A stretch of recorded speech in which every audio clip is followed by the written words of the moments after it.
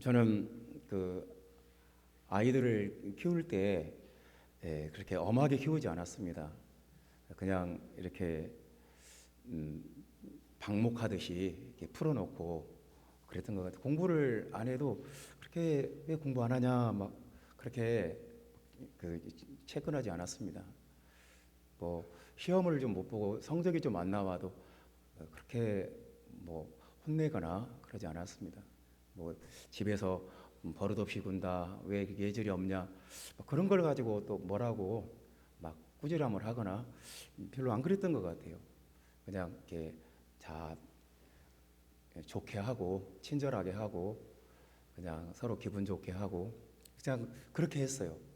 근데 딱 한 가지는 절대로 어, 뭐 이렇게 봐주는 법이 없었습니다. 예배를 소홀히 한다거나 하나님께 예배하는 것을 쉽게 생각한다. 그러면 하여튼 그것은 제가 뭐 목숨같이 그건 굉장히 중요한 가치였습니다. 하나님의 임재 속에 들어가고 찬양하고 기도하고 이것은 너무너무 중요한 일이었습니다. 그래서 저는 이 사람이 하나님의 임재 속에 들어가는 것보다 더 중요한 것은 없다. 그거 영적으로 해결되면 나머지 것도 다 잘 될 수 있다. 그렇게 생각을 했습니다. 근데 이제 제가 군산에서 목회할 때 우리 교회 군산 교회에 집사님이 있었는데 되게 큰 부자였어요. 아주 아파트도 한 뭐 50평 막 한 60평 되는 큰 아파트에 살았고 그리고 사업도 크게 했고요. 또 군산의 그 신시가지에 큰 건물도 가지고 있었습니다. 굉장히 부자였죠. 뭐 아무것도 없는 저에 비해서는 너무너무 큰 부자였어요. 그 집도 아이들이 셋이 있었는데 엄하게 가르치더라고요. 굉장히 엄하게 막 말 안 들으면 매로 때리고 막 굉장히 정말 저렇게까지 자식을 때릴 수 있나 싶을 정도로 엄하게 때리고 근데 애들이 그게 버릇이 없어요. 버릇이 없고 그러니까 이제 그 지리산 옛날에 지리산 장학동에 예절 교실 뭐 그런 게 유행했었어요. 그러니까 이제 여름 방학 때 거기를 보냈어요. 가서 엄한 교육을 받고 더 엄한 세게 훈장님한테 지리산 장학동 선생님한테 예절 배우고 오라고 애들을 보냈어요. 근데 거기 갔다 왔는데 애들이 그냥 안 변한 거예요. 그냥 거기서 잔뜩 애들이 막 눌려져 있다가 그냥 퐁 이렇게 반발을 하더라고요. 그래서 그것도 효과가 없구나. 참 인간이 변한다는 것은 인간이 변화되고 새로워진다는 것은 참 쉽지 않은 거구나. 그런 생각을 했습니다. 어린 아이들이라도 그 어떤 태도나 생각이나 마음이 잘 바뀌지 않는 것을 그때 봤습니다. 그 사람이 하나님의 그 성령을 받으면 자연스럽게 성령께서 우리 사람의 마음의 깊은 부분까지 어루만지고 상처받은 부분 어떤 굉장히 그 굳은 살처럼 굳은 부분을 주님이 어루만져 주시고 녹여 주시고 치유해 주시고 새롭게 하십니다. 그래서 성령 받는 것처럼 쉬운 방법이 없는데 우리가 변화되는데 굳이 이 지리산 청학동 보내지 말고 교회 와서 기도하게 만들고 근데 그 집사님이 이 애들한테 예배를 이렇게 중요하게 안 가르쳐요. 그냥 뭐 예배는 빠져도 되고 공부만 잘하면 되고 그래서 시험 기간 되면 꼭 애들을 전부 시험 기간 한 달 동안에는 교회를 안 나오는 거예요. 공부해야 된다고. 예배보다 공부가 중요하다. 이렇게 해버리니까 이제 순서가 뒤바뀌는 거죠. 그래서 뭐 지금 참 좋은 결과가 원하는 기대하는 결과가 있었을까? 제가 알기로 그렇지 않은 것 같아요. 형제자매 여러분, 그 사람이 변화된다는 것이 보통 일이 아닙니다. 그 이슬람 같은 국가에서는 샤리아 율법이 있어요. 그래서 얼마나 엄하게 다루는지 모릅니다. 뭐 도둑질하면 손을 잘라버리고요. 뭐 성범죄를 저지르면 모든 사람들 앞에 공개 처벌을 해요. 막 채찍으로 막 동네 사람들 다 모인 앞에서 매로 때려요. 참 여자들은 뭐 히잡을 쓰고 어디 외출 한번 하려면 남편과 같이 가야 되고 뭐 여자들은 운전도 못하게 하는 나라도 있어요. 그러니까 인간을 죄를 안 짓게 하겠다는 거죠. 인간을 어떤 율법의 틀 안에 가둬놓겠다는 거죠. 죄를 못 짓는 인간, 바르게 사는 인간을 만들기 위해서 꼼하게 처벌해요. 근데 그렇게 한다고 해서 사람이 변화가 되고 더 좋아질까요? 그렇지 않아요. 이슬람 같이 와만 막 강력한 처벌과 막 형벌과 종교 경찰이 항상 돌아다니면서 감시를 해요. 누가 히잡을 안 쓰고 누가 율법을 안 지키는가. 적발되면 이제 끌려가는 거예요. 이제 그렇게 공포 사회를 만들어서 사람의 본성을 막 통제를 하는 거예요. 과연 그렇게 해서 그게 이제 억눌려 주기는 하겠죠. 근데 변화가 될까? 그 속 깊은 데서 새로워지는 것이 있을까? 그렇지 않아요. 인간이 그렇게 샤리아 율법보다 10배나 무겁게 벌을 주고 때리고 감옥에 가두고 심지어 사형을 내려도 인간의 그 타락한 본성은 그걸로 변하는 게 아니에요. 예수님은 오늘 요한복음 3장에 무슨 말씀을 하시냐면 거듭나지 아니하면 하나님 나라를 볼 수 없느니라 이렇게 말씀합니다.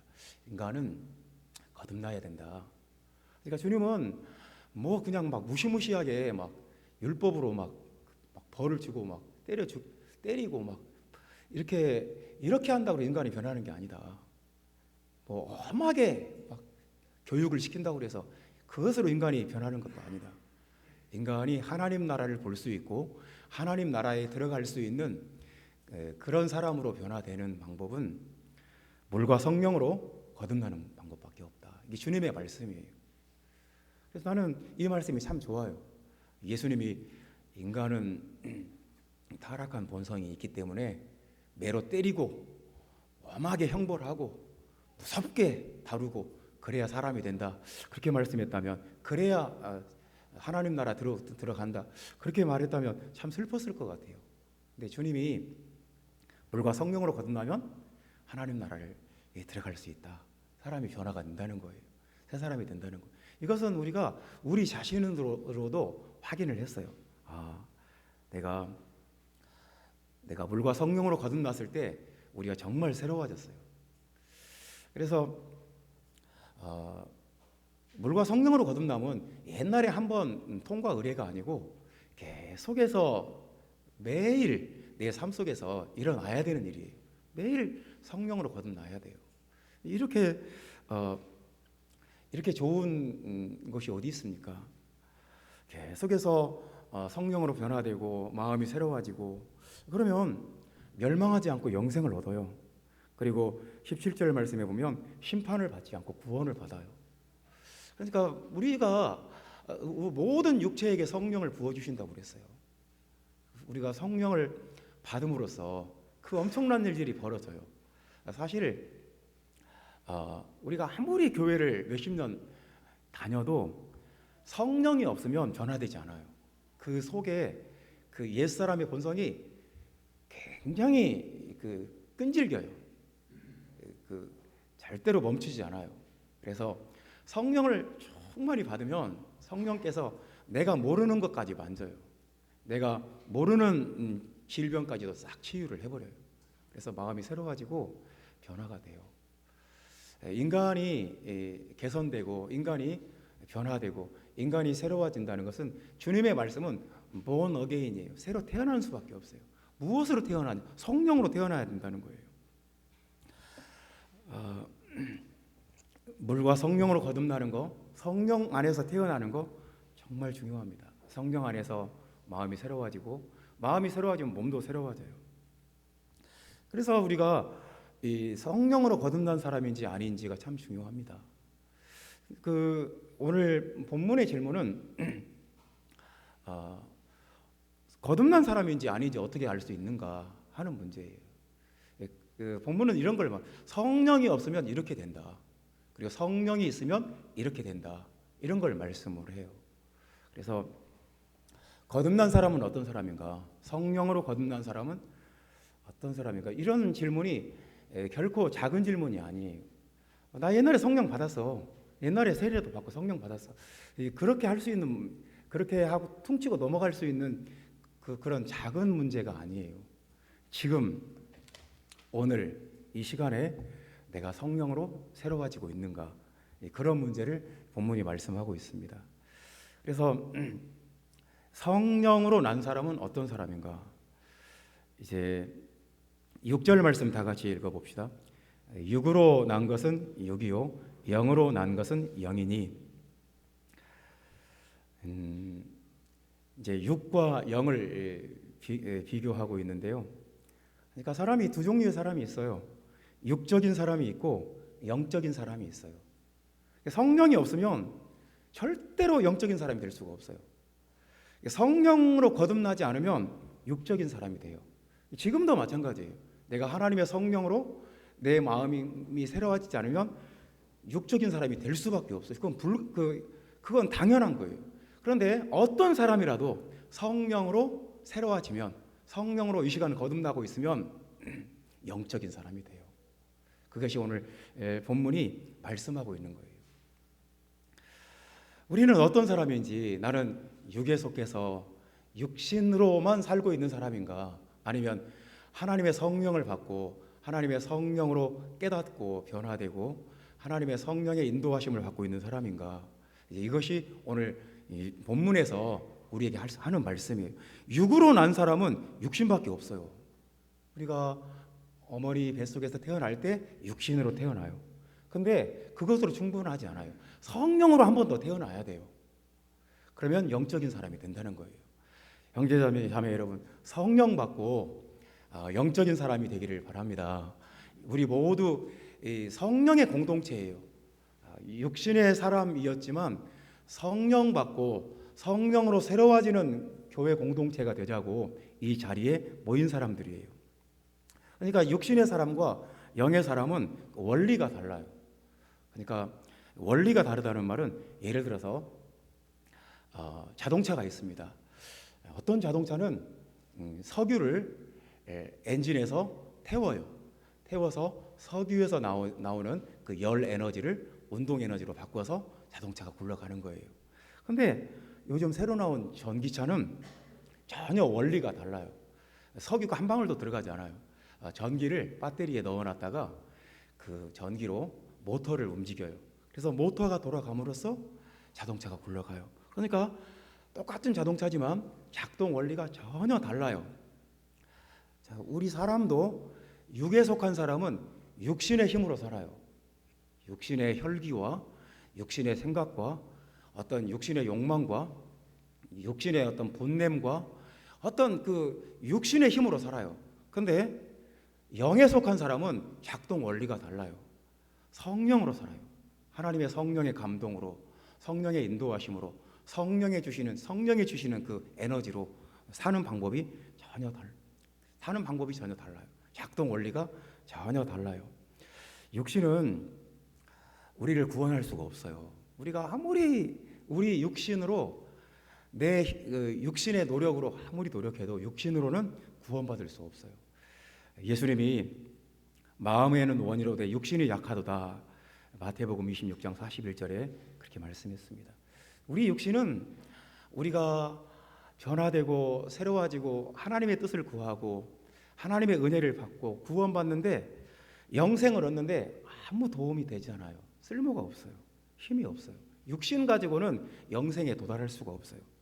살리는 것은 영이니 육은 무익하니라, 예수님이 요한복음 6장 63절에 또 말씀했어요. 성령이 우리를 살리지, 인간의 육체가, 우리가 아무리 머리를 쓰고 노력을 해도 인간의 육체는 무익해요. 구원받는데, 천국 가는데 무익해요. 고린도전서 15장 50절에 사도 바울이 이렇게 말합니다. 혈과 육은 하나님 나라를 유업으로 받을 수 없다. 우리가 거듭나지 않고 육으로만 있으면 하나님 나라를 이어받을 수가 없어요. 상속받을 수가 없어요. 천국의 상속자가 될 수가 없다. 베드로전서 1장 24절에는 모든 육체는 풀과 같다. 무슨 말이냐면 풀은 잠시 무성하게 자라지만 좀 지나면 베어져서 시들어버리고 없어져요. 일시적이에요. 영원하지 않아요. 육체는 일시적인 거예요.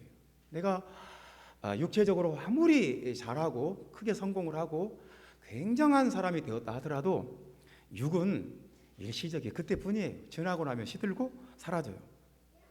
영은 반대예요. 하나님의 영이 우리 안에 들어오면 영은 강해요. 영은 육보다 훨씬 더 강하고 영은 우리를 살리고 영은 우리를 하나님의 나라를 유업으로 물려받게 하고 영은 영원해요. 하나님의 그 성령 안에는 지혜와 계시의 차원이 있고 하나님의 그 성령 안에는 빛의 차원이 있어요. 그 하나님의 성령 안에는 어떤 그 기운이 있어요. 우리가 성령 받으면 어떤 그 기운은 어떤 에너지가 우리 안에 작동하는 것을 느껴요. 하나님의 성령은 바람과 같아요. 눈에 보이지 않지만 이 바람이 날씨와 계절과 농사와 바다의 어업과 모든 것을 결정해요. 하나님의 성령이 바람같이 불어와서 우리 마음을 새롭게 하고 우리를 치유하고 변화시켜요. 그래서 육에 속한 사람은 영에 속한 사람을 이해할 수가 없어요. 왜냐하면 차원이 달라서 그래요. 육에 속한 사람은 8절 말씀에 보면 바람이 임의로 불매 내가 그 소리는 들어도 어디서 와서 어디로 가는지 알지 못하나니 성령으로 난 사람도 다 그러하니라. 알지 못해요. 바람이 어디서 와서 어디로 가는지 지금도 알지 못해요. 그런 것처럼 하나님의 성령이 어떻게 역사하는지 육에 속한 사람은 알 수가 없어요. 그래서 영에 속한 사람은 계속해서 하나님의 깊은 차원 속으로 들어가요. 하나님의 그 뜻이 무엇인지 더 깨닫게 되고 알게 되고 이해하게 됩니다. 그래서 어떤 그 원칙이 있어요. 반비례의 원리가 있어요. 육이 강해지면 영이 약해져요. 틀림없어요. 내가 내 육체가 내 생각이 내 욕망이 내 의지가 강해지면 그것은 영이 굉장히 약해졌구나. 반비례의 원리가 있어요. 반대로 내가 영이 강해지면 육이 약해져요. 내가 기도하고 성령 충만 받고 하나님의 임재 속에 들어가고 그러면 틀림없이 영이 강해져요. 그리고 영이 강해지면 육체가 약해져요. 그래서 우리가 굳이 모든 사람들이 육으로 살고 있는데 그 육체로만 살고 영은 죽어 있으면 구원을 못 받는 건데 영이 살아 있어야 우리가 구원을 받는 건데 예수님 말씀은 성령 받으라는 거예요. 성령 받는 것이 왜 어렵습니까? 성령 받는 것 쉽습니다. 그냥 마음을 열고 기도하면 그냥 성령 받아요. 내가 내 생각과 내 의지로 뭔가 이렇게 딱 경직되어 있지 않으면 순간 성령 받아요. 성령을 안 받을 이유가 뭐가 있습니까? 성령을 받으면 내 마음에 치유가 일어나고 변화가 일어나고 내 마음에 모든 막 지옥같이 내 마음에 근심과 걱정과 괴로움이 순식간에 사라져 버리는데 성령을 안 받을 이유가 뭐가 있습니까? 형제자매 여러분, 성령으로 거듭나는 여러분 되시기를 바랍니다. 그것밖에 없어요. 교회가 대학교처럼 무슨 높은 지식을 가르치겠습니까? 교회에서 무슨 차원 높은 교양을 가르치겠습니까? 교회가 세상에 존재하는 이유는 성령 받는 곳이기 때문에 필요한 거예요. 형제자매 여러분, 성령으로 거듭나서 육에 속한 사람이 아니라 영에 속한 사람 되시기를 바랍니다. 그래서 아예 8절 말씀에는 이렇게 딱 말씀을 했어요. 성령으로 난 사람도 그러하니라. 성령으로 난 사람. 그러니까 우리의 목적은 성령으로 난 사람이에요. 성령이 없으면 인간의 그 이상한 그 고집과 인간의 그 완고함과 그 인간의 그 상처와 이런 것들이 쓴뿌리가 절대로 빠지질 않아요. 그냥 성령 받으면 돼요. 아주 뭐 복잡할 것도 없고 어려울 것도 없어요. 성령 받으면 돼요. 성령으로 난 사람 되시기를 예수님의 이름으로 축원합니다. 두 번째 말씀입니다. 어떤 사람이 거듭난 사람이냐? 12절 말씀 다 같이 읽어봅시다. 내가 땅의 일을 말하여도 너희가 믿지 아니하거든 하물며 하늘의 일을 말하면 어떻게 믿겠느냐? 여기서는 또 두 가지 말씀을 하십니다. 땅의 일을 말씀하시고 하늘의 일을 말씀하십니다. 그러니까 세상에는 땅의 일도 있고 하늘의 일도 있다는 거예요. 주님이 이렇게 나누어서 말씀을 하시는 건데요. 그러니까 성령 받은 사람은 하늘의 일을 한다. 그리고 성령을 못 받으면 절대로 하늘의 일을 할 수가 없어요. 그리고 성령 받은 사람은 하늘의 일이 무엇인지를 알아요. 성령을 못 받은 사람은 땅의 일만 해요. 그래서 참 땅의 일, 하늘의 일, 성경에 이런 단어도 있구나 싶죠. 그 일을 성경에서 검색을 해보면 일 앞에 수식어가 많이 붙어요. 그러니까 육체의 일이 있어요. 육체의 일, 시기하고 다투고 분내고 우리가 알죠? 저건 육체의 일이다. 그리고 에베소서 5장 11절에는 어둠의 일이 있어요. 어둠. 그리고 골로새서 1장 21절에는 악한 일이 있어요. 악한 일. 그리고 요한일서 3장 8절에는 마귀의 일이 있어요. 그러니까 결국은 육체의 일, 어둠의 일, 악한 일, 마귀의 일 똑같은 일이에요. 땅의 일이에요. 그 다음에 또 반대로 선한 일이 있어요. 선한 일. 디모데전서 6장 18절에도 있고 선한 일 굉장히 많이 나오는 단어입니다. 에베소서에도 있고 그리고 고린도후서 9장 8절에 착한 일이 있어요. 그리고 디도서 3장 14절에는 좋은 일이 있고요. 고린도전서 15장 58절에 주의 일이 있어요. 그리고 빌립보서 2장 30절에는 그리스도의 일이 있어요. 그러니까 세상에는 두 가지의 일이 있어요. 육체의 일과 영의 일이 있고 그리스도의 일과 마귀의 일이 있어요. 근데 사람은 일을 안 하고 살 수는 없어요. 뭔가 일을 해요. 하는데 내가 열심히 일을 했는데 마귀의 일을 했다. 그럴 수도 있어요. 내가 열심히 일을 했다. 그리스도의 일을 할 수도 있고요. 근데 여기서 뭐가 결정하냐면 내가 성령을 받으면 나도 모르게 그리스도의 일을 해요. 선한 일을 해요. 근데 내가 성령이 없다. 그러면 인간의 의지가 성령보다 강해져 버리면 인간의 생각이 더 강해져 버리면 악한 일을 할 수밖에 없어요. 빌립보서 3장 19절에는 그리스도 복음의 원수라는 말을 해요. 사도 바울이 어떤 사역자들을 향해서 저 사람들은 가짜 사도다. 그리고 예수님의 복음의 십자가 복음의 원수들이다. 아주 왼수다. 그런 표현이 나와요. 세게 하는 말이죠. 근데 어떤 사람을 십자가 복음의 원수라고 하냐면 땅의 일을 생각하는 자다. 그런 사람들은 멸망할 것이다. 그리고 자기의 배만 섬기고 부끄러움을 당하는 일꾼이다. 부끄러움을 당할 것이다. 굉장히 강하게 말씀하는데 이유가 딱 한 가지예요. 땅의 일을 생각하는 자다. 그러니까 뭐 어떻게 하면 내 이익을 챙길까? 어떻게 하면 뭐 수단 방법을 가리지 않는 거죠. 자기의 이익을 위해서 이 선한 일에는 관심이 없어요. 그냥 자기 명예와 자기의 이익과 자기 욕망을 채우기 위한 일을 열심히 해요. 그러면 이제 자기 배만 섬기는 거고 이제 그리스도 복음의 원수라는 말을 성경이 해요. 또 이제 그 디도서 1장 16절에는 사도 바울이 어떤 사역자를 보고 저런 사람은 가증하다고 말합니다. 정말 가증하다. 정말 지긋지긋하고 아주 저 사람 보면 구역질 나온다. 토할 것 같다. 가증하다는 말이 토한다는 말이에요. 근데 이제 어떤 사람이냐면 입으로는 하나님을 시인해요. 행위로는 부정한다. 그리고 복종치 않아요. 그리고 결론적으로 뭐냐면 모든 선한 일을 저버려요. 하나님의 일을 버려요. 안 해요.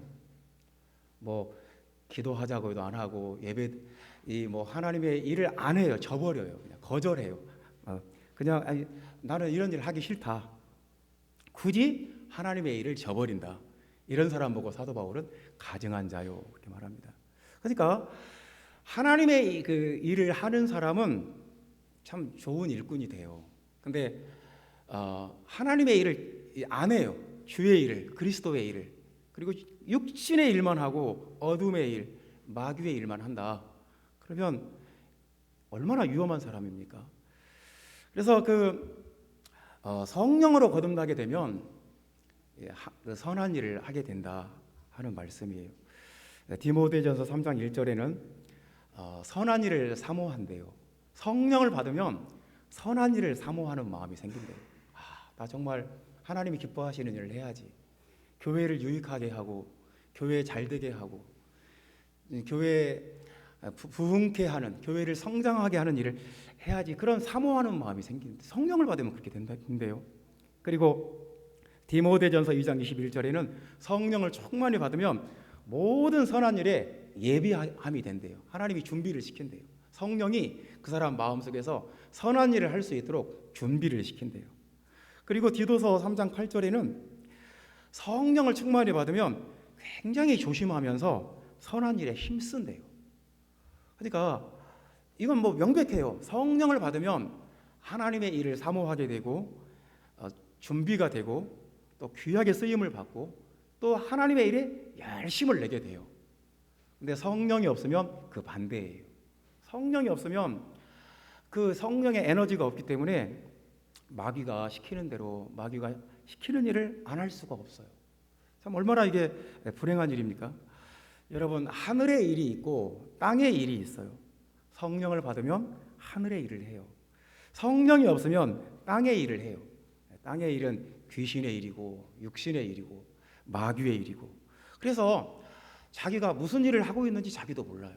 왜 지금 이런 일을 하고 있는지 본인이 알 수가 없어요. 형제자매 여러분, 지금 나는 어떤 사람인가, 나는 무슨 일을 하고 있는가를 우리 성경 앞에서 생각해 봐야 돼요. 요한복음 13장 27절에 예수님이 가룟 유다에게 이렇게 말씀하십니다.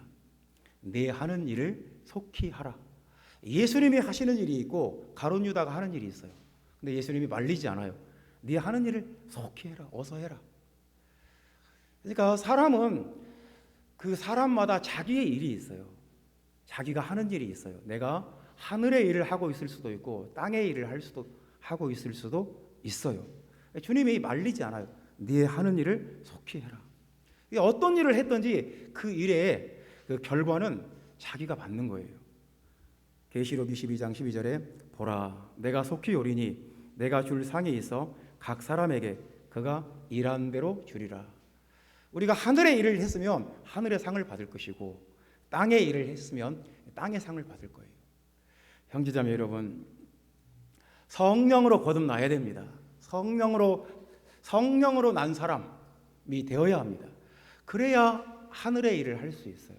그래야 땅의 일을 하지 않고 선한 일에 열심을 낼 수 있고 선한 일을 사모하는 마음이 생기고 선한 일을 위해서 준비가 되고, 성령으로 난 사람 되시기를 예수님의 이름으로 축원합니다. 그리고 이제 세 번째 말씀입니다. 성령으로 난 사람은 빛을 더 사랑한다 하는 말씀입니다.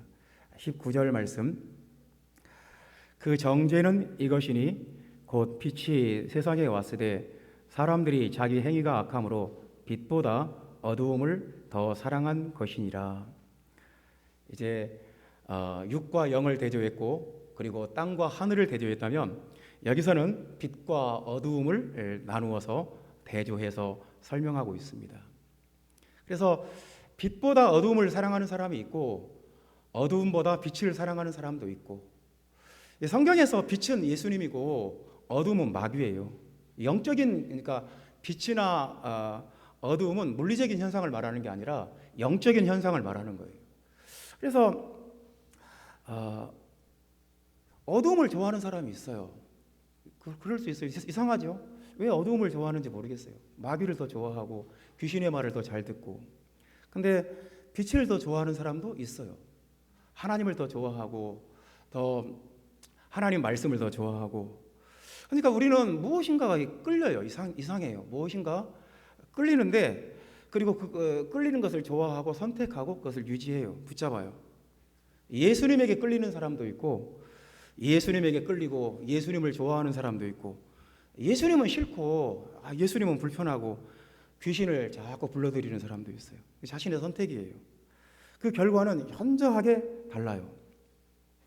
세상에는 곤충들이 있는데 어떤 곤충들은 빛을 싫어해요. 바퀴벌레 이런 것들은 그냥 깜깜하면 아주 좋아해요. 그 전등을 확 켜면 그냥 어두운 데로 싹 사라져 버려요.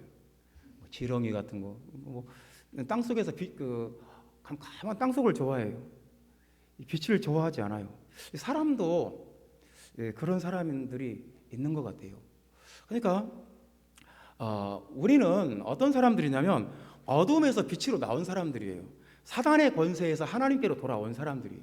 우리는 흑암의 권세에서 그 하나님의 나라로 온 사람들이에요. 우리는 전에 어둠이었어요. 이제는 주 안에서 빛이라고 에베소서 5장 8절에 말씀을 하십니다. 우리는 이제 빛이에요. 그래서 빛을 사랑하는 사람이 있고 빛보다 어둠을 좋아하는 사람도 있고, 어둠을 싫어하고 빛을 좋아하는 사람들. 그런데 이 차이가 어디서 오냐면 성령 받으면 그래요. 성령 받으면 빛을 좋아해요. 성령을 조금 많이 받으면 교회를 좋아하고 예배를 좋아하고 하나님 말씀을 좋아해요. 근데 성령이 없으면 세상 것들이 좋아요. 세상에서 술 마시고 먹고 마시고 정욕대로 살고 쾌락을 즐기고 이거 최고죠. 근데 그렇지 않게 되려면 성령 받는 수밖에 없어요. 성령을 충만히 받으면 우리 자녀들이 아주 행복하게 자라나요. 성령을 충만히 받으면 가정이 행복해져요. 성령을 충만히 받으면 교회가 새로워져요. 이렇게 좋은 성령을 우리가 안 받을 이유가 뭐가 있습니까? 성령을 받으면 빛이 내 마음속에 들어와요. 그래서 성령, 그 사람이 그 안에 빛이 있는지 없는지 알 수 있어요. 요한일서 1장 7절에는 이렇게 말씀합니다. 빛이 있는 사람은 서로 사귐이 있다. 이 사귐이라는 단어는 코이노니아예요. 그러니까 빛이 있으면 같이 빛이 있는 사람들끼리 이렇게 통해요. 내 안에도 성령의 빛이 있고 그 사람 안에도 성령의 빛이 있으면 서로 통해요. 빛과 빛끼리 통해요. 근데 이 사람 안에는 빛이 있고 저 사람 안에는 어둠이 있으면 아무리 교회를 오래 다녀도 코이노니아가 일어나질 않아요. 안 통해요. 어떤 교통이 통하질 않아요. 그래서 교회 안에 어떤 코이노니아가 일어나려면 빛이 있어야 돼요. 내 마음에도 빛이 있어야 되고 그 사람 안에도 빛이 있어야 되고, 이렇게 빛과 빛끼리 만나면 빛이 서로 연결을 해버려요. 그래서 굉장히 하나 되고 교통하고 어떤 영적인 코이노니아가 일어나요. 빛이 있으면 실족하지 않아요. 요한복음 11장 9절에 예수님이 그렇게 말씀했어요. 어둠 가운데 있는 사람은 실족하고 빛이 있는 사람은 실족하지 않는다. 실족한다는 말은 발이 걸려 넘어진다는 거예요. 그러니까 우리가 천국까지 순례자로서 끝까지 가야 돼요. 끝까지 서서 우리 갈 길을 가야 돼요. 근데 걸려 넘어져 버리면 그것처럼 불행한 게 없어요. 왜냐하면 그동안에 내가 여기까지 왔는데 조금만 더 가면 되는데 여기까지 왔는데 여기서 넘어져 버린다. 참 이렇게 슬픈 일이 없습니다. 실족한다고 말씀했어요. 요한복음 11장 10절에는 실족한다. 11장 9절에는 실족하지 않는다. 우리가 성령을 받으면 내 마음속에 빛이 있어요. 그래서 밝은 빛을 보기 때문에 여기는 길이고 여기는 길이 아니구나 알 수 있어요. 근데 성령의 빛이 없으면 길이 보이질 않아요. 이 길인지 아닌지 전혀 몰라요. 그래서 그냥 막 가다가 넘어지는 거예요. 어떤 구덩이에 빠지기도 하고 어떤 늪에 빠지기도 하고 어떤 위험한 길로 가버려요. 빛이 있으면 실족하지 않는다고 주님 말씀하십니다. 내 마음속에 성령의 빛이 있으면 열매를 맺는다고 말씀합니다. 에베소서 5장 9절에 빛의 열매는 착함과 의로움과 진실함이다. 빛이 있으면 열매를 맺어요. 착해요. 아주 착하고 선한 사람이 되고, 근데 빛이 없으면 아주 사악하죠. 정말 인간이 저럴 수가 있나? 어떻게 인간의 탈을 쓰고 저런 짓을 할 수 있나 싶을 정도로 사악해져요. 빛이 있으면 의로움의 열매를 맺어요. 아주 바르고 하나님의 일을 하고 우리에게 참 도움이 돼요. 의롭기 때문에. 근데 빛이 없으면 아주 불의한 길을 갈 수밖에 없어요. 빛이 있으면 진실하대요. 진실해요. 속이고 거짓말하고 그럴 필요가 없어요. 근데 빛이 없으면 어쩔 수 없어요. 속이고 거짓말하고 이렇게 그냥 막 뭔가 이간질을 하고 이렇게 지저분하게 살 수밖에 없어요. 형제자매 여러분, 성령 받으면 됩니다. 성령을 받으면 우리는 빛이 안에 있는 거고, 성령이 없으면 어둠에 사로잡혀 있는 거예요. 그래서 어둠이 있는 사람은 자꾸 어둠을 끌어당기고 귀신을 끌어당길 수밖에 없어요. 내 마음속에 성령의 빛이 있으면 자꾸 성령을 끌어당겨요. 빛보다 어둠을 더 좋아하는 사람이 있고 어두움보다 빛을 더 좋아하는 사람이 있어요. 예수님이 말씀하십니다. 대부분의 사람들은 빛보다 더 어둠을 좋아한다, 그렇게 말씀을 하십니다. 형제자매 여러분, 성령으로 난 사람 되시기를 여러분에게, 우리 모두 성령의 사람, 성령으로 난 사람, 성령으로 태어난 사람, 성령으로 새로워지는 사람, 이것이 중요합니다. 그래서 성령으로 난 사람은 육의 사람이 아니라 영의 사람이다. 성령으로 난 사람은 땅의 일을 하지 않는다. 하늘의 일을 한다. 성령으로 난 사람은 어두움보다 빛을 더 사랑한다. 이렇게 말씀을 정리합니다.